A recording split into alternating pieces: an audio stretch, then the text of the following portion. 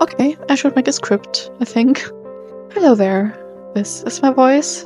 Greetings. I'm not used to my voice and it's confusing me, and I'm also not used to talk to myself sitting in my room, and especially not in English. I hope my accent isn't that bad, but I'm trying my best. Usually I only write in English. I rarely talk in English. Let's get to the story of my D&D OCs. I'll start with Livia, since she lives in the past and it's important to understand the plot of Lilana. It's also important to know that our DM is always making Marvel-like connections between roleplays, and both of them are taking place in Krynn, so he decided to make me help the main enemy of my other character. Because he can, because he's evil, I don't know. However, Deliria visited a magic school in Silvernesti until she was invited to do the test of high sorcery. She knew very well that she'd be a black robe after the test, but her teacher didn't know. He always favored Deliria over the other apprentices and never listened as they tried to convince him about her evilness. That's mainly because she hid behind a smile, and usually she's also very charismatic. However, she took the test, but strangely she can't remember anything that happened during that. Deliria knows that this is odd because the test is meant to show you something about yourself. She had no idea what she had done, but she had other problems in that time, so she didn't really thought about it much longer. And the only thing Deliria remembers is that she'd found a skeleton snake at the end of the test, which is now her companion. After the test, she quickly traveled back to Silvernesti because she knew that they would make her a dark elf and she wanted to get her things before that happened. Yeah, she didn't have the time to get her things, but at least she found company. That's Celianthus, or Celian, a half-elf that always was an outsider just like Deliria, so they're friends, even none of them would admit that. I mean, yeah, they're no friends. Of course they're not. They don't have friends. Why should they have friends? They traveled to Estelle because it was near to their home and they needed money. They never planned to enter the city or dangerous areas. But the problem is, Deliria needed money and tried to scam people, who became mad and called for the guards and claims of Paladin. Okay, yeah, that's bad. But luckily, there were other prisoners that also wanted to get away from the dungeon. Long story short, none of them wanted to die, so they worked together, tricked some clerics, and left Istar with some other prisoners. Fun fact, while they escaped Deliria's surface in Antilus, using the bloodstone on someone and terrified, but it wasn't her, so yeah. Anyways, the following days they kept together, not because of friendship, because it was helpful. In one night, our cleric dreamed of fire raining down on us and danger coming closer, which probably meant the cataclysm, but he didn't told us. We just know because we sat next to the player when the DM told it him. However, the next day they met this thing, telling them to rescue some Kurganesti called Andelia. The others were not that happy about trusting a black ball that randomly appeared out of nowhere, but Deliria saw someone standing inside the darkness. A figure with a black robe, and she knew it had to be Nuitari and convinced the others to do as they were told. Some traveling and fighting later, Andelia is found. Yay! But that's my snake. Oh, this is also my snake. Oh, and those are also both your snakes. Later in the future. So different campaign, different character. This is Lilana as a kid. She's an elf, as you can see, pointy ears. Her mother is in the urgent need of a name and a herbalist. Yet she knows some magics, but never tried to become a real mage that would be able to take the test. She's just doing her job and is happy about it. What she's not happy about is Lilana. Her mother once told her how to do minor spells, but quickly noticed that her daughter was so much into magic that she might even want to take the test one day. So she quitted the magic lessons immediately and tried to convince Lilana into becoming a herbalist too. Lilana didn't really like that. Instead, she often left home, walking around in the woods, or went to the library to read history books. Her mother feared that Lilana might be attacked in the woods one day, so her father, who's a general among the warriors of Kurganesti, taught her how to use daggers. And she got it pretty well. But oh no, more anxiety about Lilana being in danger. Her mother convinced her father that the dagger lessons were a bad thing, so they quitted them too, but Lilana has a natural talent for daggering around, so she kept doing it without her parents noticing it. While sneaking out of the house to do so, she learned what was important for hiding in the shadows and moving quietly. One day her mother sent Lilana to bring some herbs and potions to a mage called Eliathas. Eliathas was very busy and distracted with, I don't know, orders perhaps. When Lilana arrived, so he told her to sit down and wait very quickly goes out to talk to the voice, amazed by the fact that she met a mage. Liliana once in her life did as she was told. For real, she rarely does so, and sat down waiting. But the fact that she met a white robe had also other benefits. There were some traveling spellbooks laying around with a lot of dust. Iliathas won't miss this one. Liliana took the book with her when she left and was busy for the next year.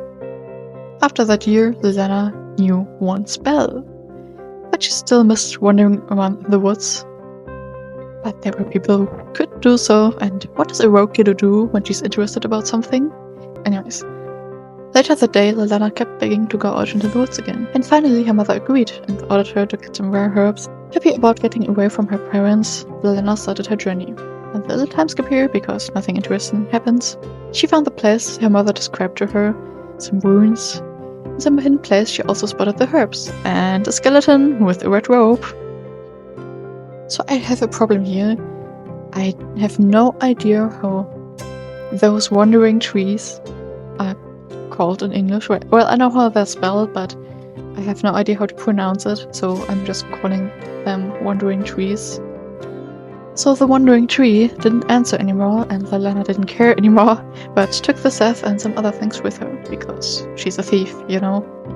On her way back she met some hobgoblins, and for the first time she used a spell in combat.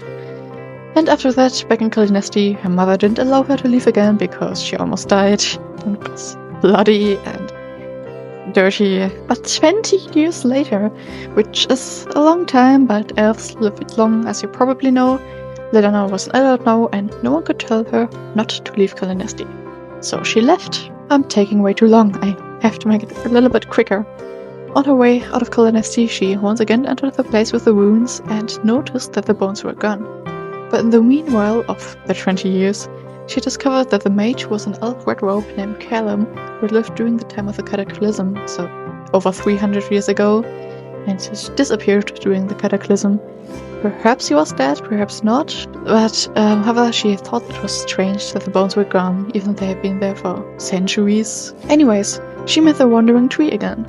He told her that she was the elven child and that her coming was foreseen, and Callum had always talked about her. Now he'd give her a letter addressed to the head of the Conclave of Wizards, which is recommending her to him as a young mage to take the test, and which is claiming that Liliana was apprentice of Callum, a mage she had never met in her entire life, and that was dead since 300 years.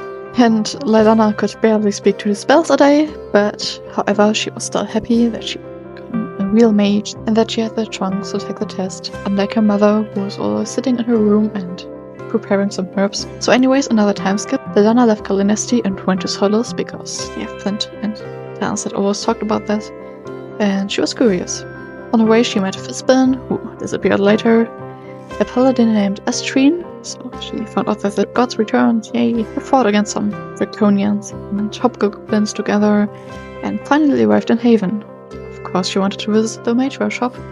Greetings Limwell, those of you who read the Soulforge book know Limwell. He told her that she'd have to travel to Palanthas to take the test. What confused Liliana, because she was quite sure the Tower of Wyleth was somewhere else, even though she didn't exactly know where. Yet she took that advice, hopped in a boat and entered Palanthas about 2 weeks later, with some inconveniences with renegade wizards and skeletons. Meanwhile, she had also a dream where she was officially invited to the test by some red robe coming to her as a raven, transforming into a red robe and transforming back into a raven again. Palanthas. This fool of a paladin wanted to beat the evil within the Shuriken Grove. And as a good friend or companion, Liliana followed him, using her stuff for Callum to protect her from evil. Inside the grove she met some other people who had tried to stop her from entering, but nowhere stuck too. It's a nice place for a meeting, isn't it? Liliana found Astrid laying on the ground, where some dead knight with fiery eyes was standing over him. Hello, South. So after some struggle with more people in the grove, finding a way and being guided by Callum, getting scared by a black wolf with a hole in his chest and walking through the forest, they came out at the Tower of Wyleth. Yeah, the dwarf and the woman weren't that happy about being in the Tower of Wyleth. They disappeared very quickly. But meanwhile, Liliana found out that this had already been a part of the test and that she'd have to take the rest of it tomorrow. The mages would care about the almost dead paladin while she had to rest. During the night, she heard a familiar voice, woke up and gazed out of the keyhole. Eliathas. He told Barsalion that he had evidences, a patch of her cloth, for stealing his spellbook, and Barsalion said if that's true, she won't take the test. So Leliana hurried. I did tell you about the renegade, didn't I? Leliana quickly left and burned this patch.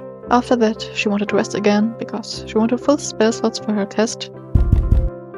Yeah, they searched the room, but didn't find anything, except the letter by Callum that Leliana completely forgot to give Barsalion because she was stressed out.